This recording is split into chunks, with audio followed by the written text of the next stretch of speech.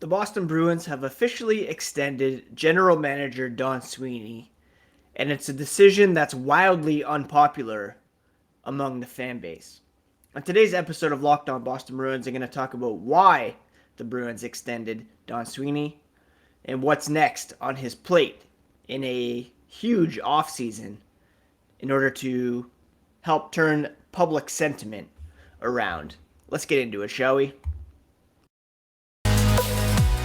You're Locked On Bruins, your daily podcast on the Boston Bruins.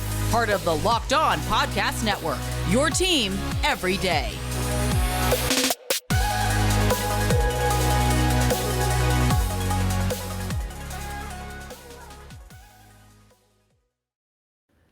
What is up, Bruins fans, and welcome back to the Locked On Boston Bruins podcast. I'm your host, Ian McLaren, and this is a daily show where we discuss all things Spoke to Be, as well as take a look around the NHL. I want to thank you so much for making Locked On Bruins your first listen every day. The podcast is free and available on all platforms, as well as on YouTube. So open up your phone, your podcast app, hit that subscribe button by searching up Locked On Boston Bruins, and do the same on YouTube. As you may have noticed yesterday, the YouTube channel got some bonus content after it was announced that Don Sweeney was extended as GM, and you can expect that moving forward through the offseason and into next year, those bonus breaking news videos over on the YouTube channel. You can find me, my dad jokes, hockey tweets on Twitter at Ian C. McLaren, and you can follow the podcast on Twitter and Instagram at Locked NHL Bruins. So as expected, Boston Bruins President Cam Neely announced an extension for General Manager Don Sweeney, which is a multi-year deal. His contract was set to expire this summer, and Bruins CEO Charlie Jacobs said, "We are proud to extend Don Sweeney to a multi-year deal as general manager of the Boston Bruins." Under his management, Jacobs said, "The Boston Bruins have been one of the winningest franchises in the league and a perennial playoff contender year in and year out." Playoff contender. While we recognize there is work to be done to achieve the ultimate goal of bringing the Stanley Cup back to Boston, I'm confident that Don's commitment to being best in class on and off the ice will help us climb that mountain once again. Bruins President Cam Neely added the following, quote, "Having had the pleasure of working closely with Don for more than a decade, I've seen firsthand his tireless work ethic when it comes to all facets of front office management. He remains committed to doing whatever it takes to give the Boston Bruins the best chance to win every season. I look forward to continuing to work with Don as we endeavor to bring another championship to this city and our fans." Now, Don Sweeney was named the 8th general manager in the history of the Boston Bruins back in the summer of 2015. Among general managers credited with at least 100 regular season games since the start of the 2015-16 season, Sweeney's 313 wins are second to Brian McLellan of the Washington Capitals, and his .584 win percentage is tied with Kelly McCrimmon of the Vegas Golden Knights for 7th in the NHL. This is all according to the Boston Bruins fact sheet. The Bruins are just one of 4 Eastern Conference teams to reach the playoffs in each of the past 6 seasons under his tenure. The other 3 being the Pittsburgh Penguins, the Washington Capitals, and the Toronto Maple Leafs. Sweeney was named GM of the year following the 2018-19 season, in which the Bruins advanced to the Stanley Cup final. He joined the Bruins hockey operations staff in 2006 as the Director of Player Development, was named to the position of Director of Hockey Operations in July of 2007. He was then promoted to Assistant General Manager in September of 2009 under Peter Chiarelli. He oversaw the development of drafted prospects at the AHL, junior hockey, college, and European levels, in addition to having a supervisory role in the day-to-day operations of the hockey department. In 2014, he was appointed GM of Boston's AHL affiliate in Providence, where he oversaw all hockey operations. Of course, Sweeney was also a Bruin back in the day, drafted in the 8th round, 166th overall in 1984. He played 4 seasons at Harvard, earned NCAA East All-American and ECAC First Team All-Star honors with the Crimson, and played in the 1986 NCAA Finals before graduating with a degree in economics. Played 16 seasons in the NHL, 15 of which came as a member of the Boston Bruins. I remember number 32 wiring some shots from the blue line, and I scored quite a few goals with him in NHL 93. He's one of 3 defensemen and 6 players in team history to play over 1,000 games in a Boston sweater, ranks 4th on the team's all-time games played list, ranks in the top 10 all-time lists and career assists and points by a defenseman. So Sweeney, long-time affiliation with the Boston Bruins in New England and in the Boston Bruins front office, and he has been extended by the Boston Bruins for an undisclosed amount of time. Now, the ratio, the Facebook reactions, the comments on Twitter from Bruins fans suggest this is an extremely unpopular decision. And perhaps rightfully so. The Bruins fans are still angry about Bruce Cassidy being let go, disappointed after another first-round exit,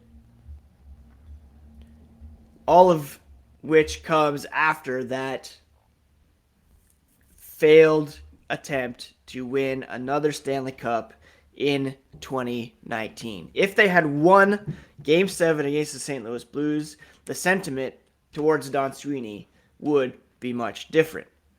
But because of that loss, because of swings and misses at the draft that have failed to replenish the prospect pipeline, and because of a sense of impending doom that has been temporarily held off because of the decision by Patrice Bergeron to return, the trust in Don Sweeney to not just keep the team afloat, but get them back to the Stanley Cup final is extremely low. So why did the Bruins extend General Manager Don Sweeney? Going to talk about that here in a moment, but first a quick word about BetOnline.net, your number one source for all your betting needs and sports info. You can find all the latest sports developments, league reviews, and news, including the ongoing Major League Baseball season. BetOnline is your continued source for all sports wagering information, including live betting, esports, and scores. BetOnline.net remains the best spot for all your sports scores, podcasts, and news. It's the fastest and easiest way to check in on all your favorite sports and events, including MMA, boxing, and golf. Head to the website today, use your mobile device to learn more about the trends in action at BetOnline, where the game starts. I want to thank you so much again for making Locked On Bruins your first listen every day podcast free and available on all platforms as well as on YouTube. Please do smash that subscribe button so that you do not miss an episode. Speaking of BetOnline, they released their early odds for the 2023 Stanley Cup. And if you can believe it, the Bruins somewhat near the top of the list. The Avalanche favored to repeat. You have the Tampa Bay Lightning, followed by the Toronto Maple Leafs and Florida Panthers. Then the Carolina Hurricanes, New York Rangers, Vegas Golden Knights, now coached by head coach Bruce Cassidy, and the Boston Bruins. So that's 1, 2, 3, 4, 5, 6, 7, 8th best odds to win the Stanley Cup. Do we believe that as Bruins fans? Yeah, that seems like a bit of a stretch. Now going back to Don Sweeney, why was he extended? I look at Charlie Jacobs' statement for some clues there. First of all, he says, under Sweeney's management, the Bruins have been one of the winningest franchises in the league. If you look at team stats from 2015, 2016 to 2021, 2022, and you look at regular season stats, the Bruins, third most points in the NHL over that span. Point percentage is also third. So, that's a fact. The Bruins have been one of the winningest franchises in the league in Don Sweeney's tenure. Third in points, third in point percentage in the regular season.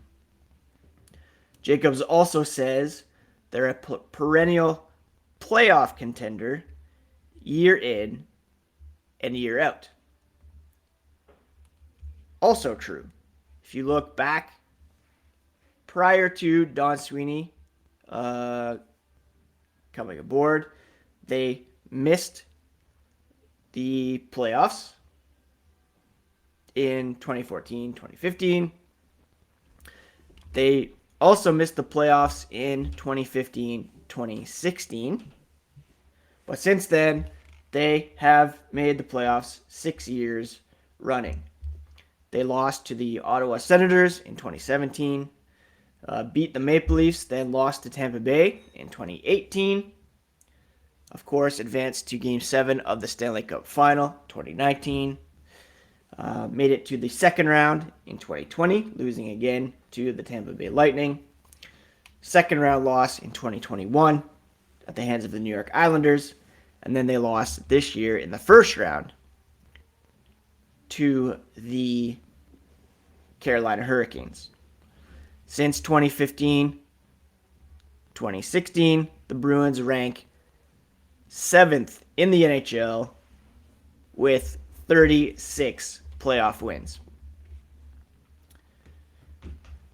So, regular season success, some playoff success, and Jacobs then added, they recognize there's work to be done to achieve the ultimate goal of bringing the cup back to Boston, but Don's commitment to being best in class on and off the ice will help us climb that mountain once again. Bruins ownership is most concerned with being a competitive enough hockey team to fill the building, keep fans interested, give them hope. Best case, obviously, they win the Stanley Cup, get 4 rounds of playoff revenue. But if you're a playoff contender year in and year out, you're winning more games than not, you're filling the building, and you're getting some added playoff revenue. That's the bottom line for the Jacobs family. That's what they are most interested in. And that is why Don Sweeney remains general manager of the Boston Bruins. You look at his track record over the past 7 seasons, and they have done exactly what they hope to accomplish year in and year out under his watch. That's why he remains general manager. We, as fans, look a bit deeper, and we would hope that they would as well. But you look a bit deeper, you look at the 2015 draft, you look at some of the questionable signings he's made. You look at, to me, there's no greater example of the paradox that is Don Sweeney than the smart decision to trade Milan Lucic while he was still relatively in his prime to the LA Kings for a first-round pick, Martin Jones, and Colin Miller, only to turn around shortly thereafter and sign David Backes, who was clearly past his prime. A smart decision made by Don Sweeney, just completely countered by a very unwise decision to sign David Backes. It was the same. They chose not to re-sign Louis Eriksson, but then you just turn around and sign David Backes. That's Don Sweeney's tenure as Bruins GM in a nutshell. Some forward-thinking, smart decisions, countered by some really baffling moves that set the team back. Nick Foligno being the most recent example. I think there is some good to be seen in his track record as GM. I've gone through his trade record recently here on the podcast. That's been largely positive. Draft record, largely underwhelming. And when it comes to certain signings, decisions, very, very questionable. But I think you have to look at a lot of people saying, how can you extend this guy when he just made the stupid decision to fire Bruce Cassidy? It's precisely because he fired Bruce Cassidy that he still has his job. Cassidy was scapegoated in some ways for this first round failure. And Sweeney was doing exactly what Cam Neely and the Jacobs family wanted him to do. It was a bit of self-preservation there in firing Bruce Cassidy. In their eyes, he's put together a team that has been competitive year in and year out. It can easily be argued that Bruce Cassidy succeeded as head coach despite weaknesses in the lineup. But from Neely's perspective, the Jacobs family's perspective, Sweeney has done enough to keep the team competitive, and Cassidy did not get enough out of them. And again, all you have to do is look to Jacobs' statement. Under Sweeney's management, the Bruins have been one of the winningest franchises in the league and a perennial playoff contender year in and year out. That's his mandate.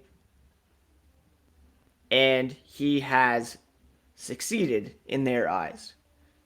We know the pipeline is thin. There's no prospects coming up. The future looks bleak in some ways, especially post-Bergeron. There's nobody there to come in and play first, even second line center. There are some pieces there to build on. Your Swaymans, your McAvoys, Lindholms, Pasternak's, DeBrusk if he sticks around, maybe Jack Stanika, maybe Brett Harrison, Fabian Lysell for sure. We think Mason Lohrei, hopefully. And it's going to be up to Don Sweeney now to really impress us this offseason. They're essentially running it back after a successful 2022 portion of the regular season. Patrice Bergeron's doing him a favor by coming back.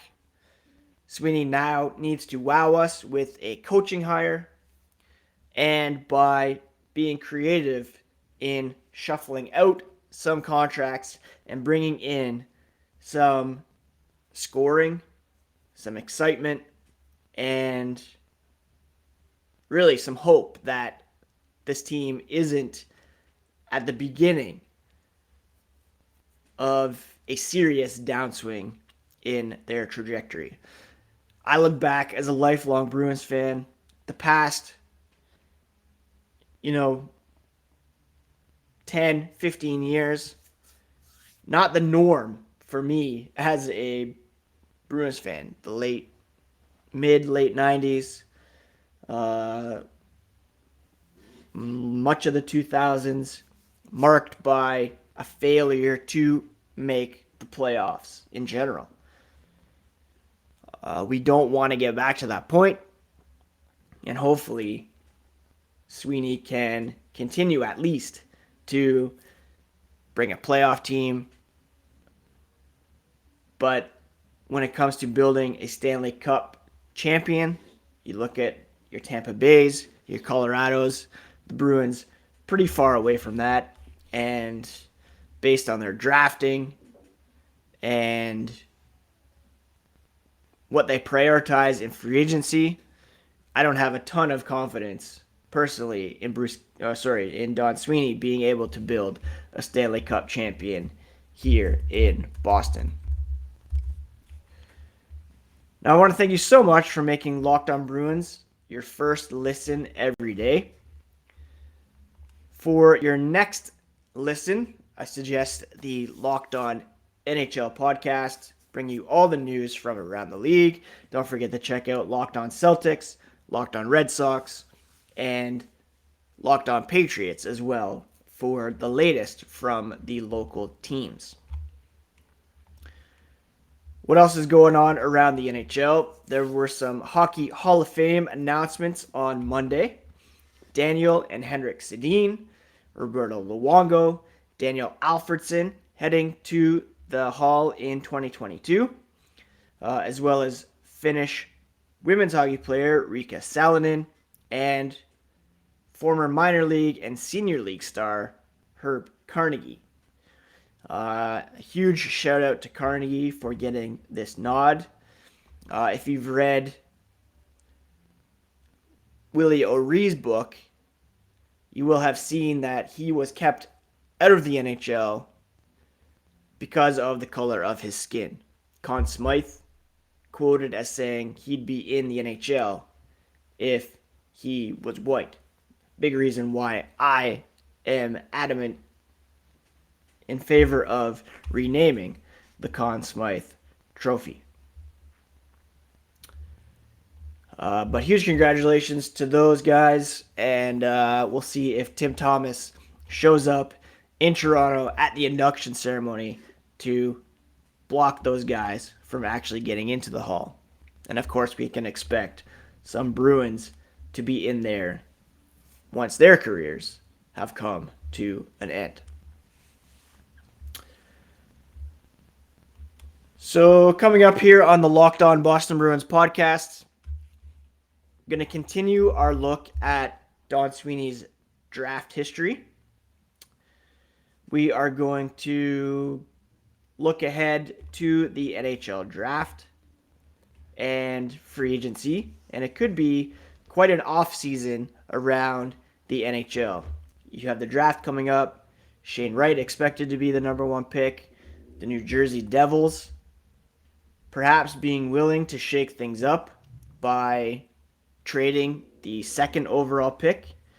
You have some huge names potentially hitting free agency in Philip Forsberg, Johnny Gaudreau, a potential shakeup in Pittsburgh with Evgeny Malkin perhaps being made available. I still think it would be pretty cool to see a 1-2 combo of Bergeron and Malkin. The Stanley Cup champion Colorado Avalanche have a ton of free agents that they'll have to deal with. Darcy Kemper, Jack Johnson, Josh Manson, Valery Nichushkin, Andrei Burakovsky, Nazem Kadri among them. Would love to see Kadri in black and gold.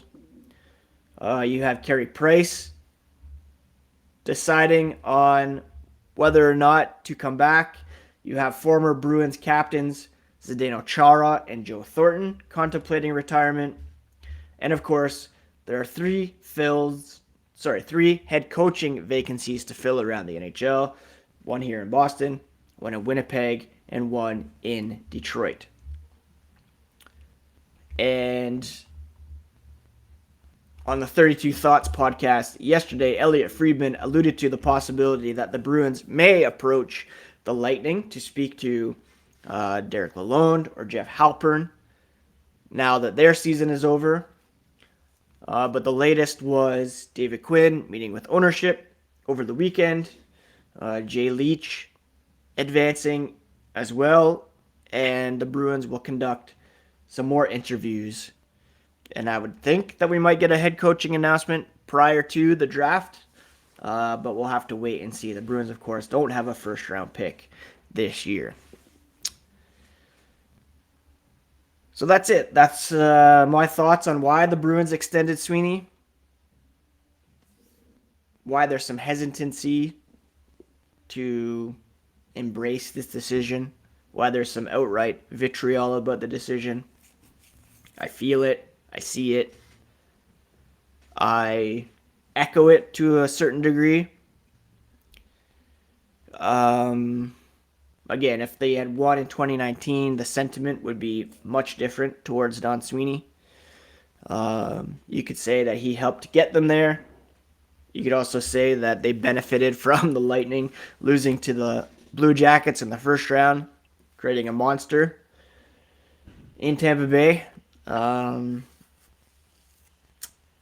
Do I feel hopeful about the next 1, 2, 3, 5 years in Boston? Not really, but I think the 2021 draft, which we'll look at in a couple of days, was a step in the right direction. Hopefully they can make some good decisions. The 2022 draft, they can make an inspiring coaching hire, and I'll let Sweeney work through the summer and hopefully make some creative, forward-thinking decisions.